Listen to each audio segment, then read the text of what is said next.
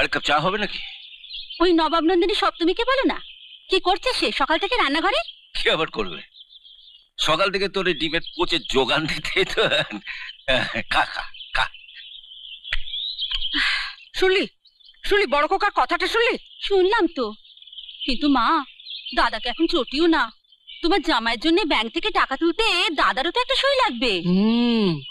বাহ, বাপের বাড়ির টাকা এভাবেই হাতিয়ে পাচার হচ্ছে তাহলে? হ্যাঁ সপ্তমী, তোমার স্বামীর এত টাকার দরকার কেন? তোমার শ্বশুর বাড়িও কি ভিখারির বংশ, নাকি ওরাবার মতো টাকা পায়নি যৌতুক থেকে? আমার বাপের বাড়ি আমায় কি দিয়েছে কি দেবে তাতে তোমার কি? আমারই তো। এবারের যা কিছু এখন তো সব আমারই। আমার ভবিষ্যৎ আমাকে ভাবতে হবে না?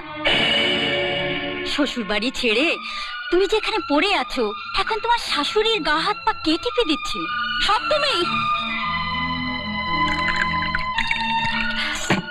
দাদা আর এক কাপ চা চেয়ে গেছে, এটা দাদাকে দিয়ে এসো। আর হ্যাঁ, গ্যাস ফুরিয়ে গেছে, আজ উনুনেই রান্না করতে হবে। দাদাকে চাটা দিয়ে কয়লাটা ভেঙে দিও। আমি কয়লা ভাঙবো? আমি কয়লা ভাঙতে জানি না। সে কি, লোকের সংসার ভাঙতে জানো আর কয়লা ভাঙতে জানো না? কি এত বড় কথা!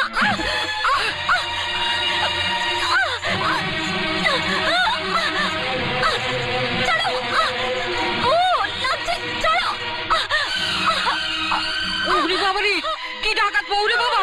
ও বড় খোকা, বড় খোকা! গ্রামের মেয়ে আমি, অনেক গাছের ডাল ভাঙতাম এই হাত দিয়ে। তোমার হাতটা সেই ডালের কাছে খুবই ঠুনকো।